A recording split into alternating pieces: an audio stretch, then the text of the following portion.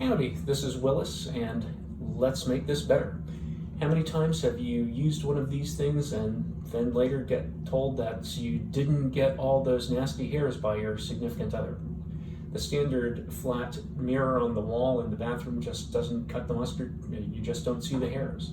So what we're going to do is we're going to put one of these movable arm mirrors up on the wall. It's got a concave surface, so it magnifies the hairs, the offending hairs, and allows you to see them and cut them down.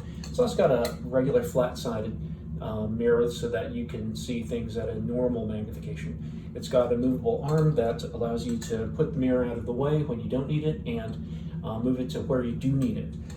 It's mounted to the wall with a metal mounting plate that gets exposed with these 2 screws, and I've dropped one of the screws already, so we're going to have to try to hunt that down.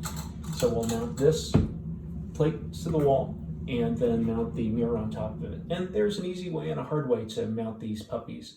So what we're going to do is try to do it the easy way. Now, the easy way is to figure out where the stud is, and instead of having to use hollow wall anchors, you can use the stud to mount the screws in. And that's easy to find here because we've got an electrical outlet box on the wall, and the outlet boxes are almost always attached to a stud. So we've either got a stud on this side of the box or on this side of the box.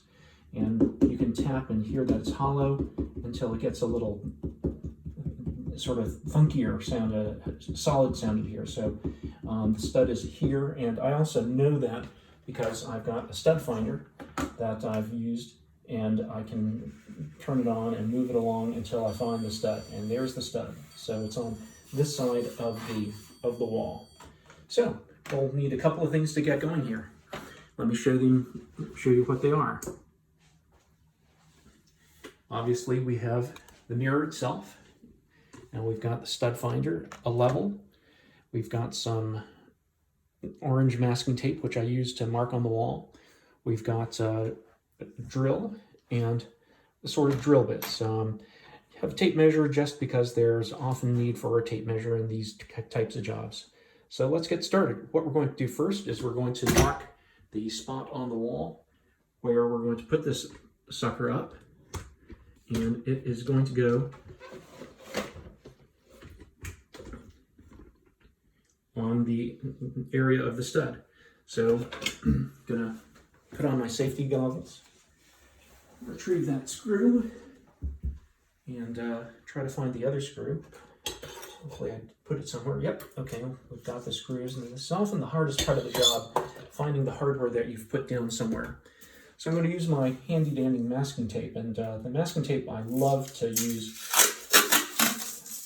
in many jobs because it makes life so much simpler.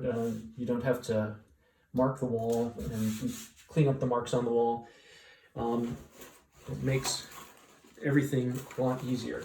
I've also got a Sharpie. I've taken to carrying around a Sharpie pretty much everywhere I go because they're so darn useful. So let's mark the stud. So we'll figure out where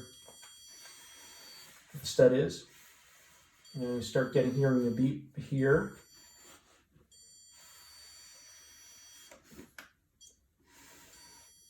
And sort of beep over here.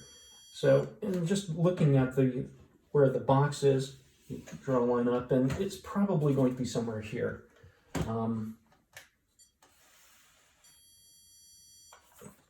And I get it at the edge of the tape here, so I'm thinking that the center of the stud is probably there. Yeah, and so that looks good. So what we're going to do is we're going to figure out what height to put the mirror at. I have the mounting plate to the side, but we're just going to figure out if the mirror is going to work well if it's placed here and it's the right front and back distance so it can get tucked in. Question is it the right height?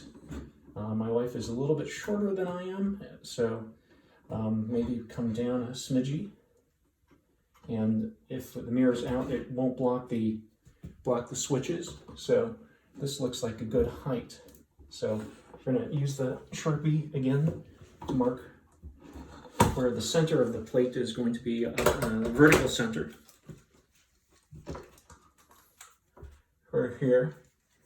So now we're going to use the mounting plate and sort of put the mounting plate in the general area where it's going to end up. We've got the level, so we're going to use the level in a little bit, but what we're doing now is we're just sort of making reference marks, not definite absolute marks where we're going to be working. So that looks pretty good. Now we'll use the level and make a vertical reference line so that the plate gets mounted vertically. There's a level here, and the bubble is right in between the guidelines there, and so I make a vertical line, and so my holes are going to be here and here. What we're going to do is confirm that the stud is behind there. One thing that I do that sort of annoys my wife when I'm finished with these jobs is that when I'm working with drywall, I tend to leave lots of drywall dust all over the place. That's because I'm drilling holes in the wall, holes in the drywall. So what I do with the masking tape nowadays is I make a little pocket underneath where I'm going to be drilling with the masking tape, and that catches a bunch of the drywall dust. I also drill slowly so that the drywall dust falls down, and when I'm done, I can actually take the tape and sort of wrap it up around the drywall dust and have a relatively small amount of stuff that spills to the bottom. Another thing that I know I'm going to do is I'm going to make a bunch of drywall dust fall on these guys down here. So I'm going to put a piece of this masking tape upside down on top of that to catch some of the drywall dust. All right, so what we're going to do now is drill some test holes in there to see if there is a stud back there. So we'll take our handy dandy drill. Doesn't have to be an expensive or a complicated one, but I like a drill that has a variable speed and has a keyless chuck, so it makes it easy to put the drill bit in.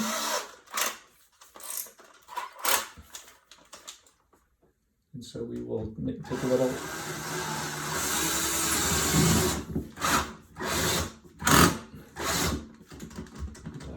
check this hard enough. It does look like we've hit a stud, so that's good. Good. And we'll drill a little pilot hole so that the screw can go in more easily. And second pilot hole. Good. And then I tap off the drywall dust from the drill bit onto my little pocket. Okay. So now we will mount the plate. We'll take the tape off the wall and mount the plate up.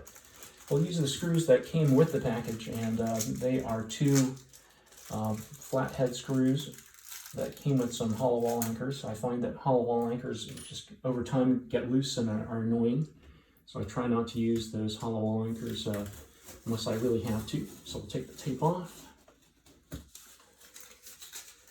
and put the mounting plate up.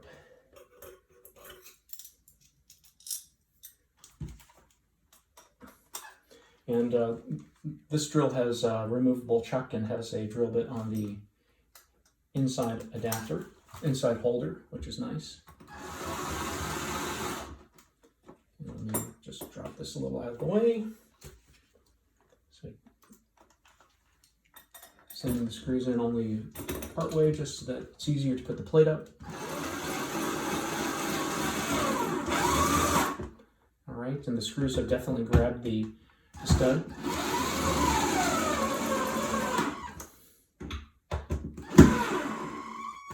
Okay, so that looks good and tight. So now we will take this pocket off the wall. Try not to take the paint off the wall. So then the pocket is now off the wall, and I'm going to catch as much of the drywall dust in that and use the rest of the tape to wipe the dust off, the rest of the dust. And I can take the tape down here and make another sort of wrap around the pocket and try to seal all the drywall dust in. So minimize the mess. Now we'll put the mirror up.